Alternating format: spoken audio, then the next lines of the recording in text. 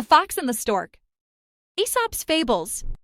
The fox one day thought of a plan to amuse himself at the expense of the stork, at whose odd appearance he was always laughing. "You must come and dine with me today," he said to the stork, smiling to himself at the trick he was going to play.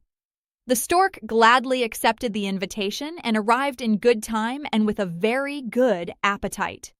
For dinner, the fox served soup, but it was set out in a very shallow dish, and all the stork could do was to wet the very tip of his bill.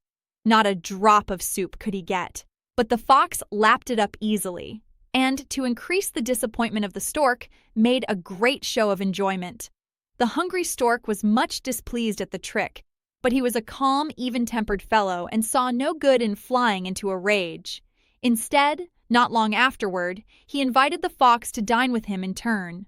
The fox arrived promptly at the time that had been set, and the stork served a fish dinner that had a very appetizing smell, but it was served in a tall jar with a very narrow neck. The stork could easily get at the food with his long bill, but all the fox could do was to lick the outside of the jar and sniff at the delicious odor.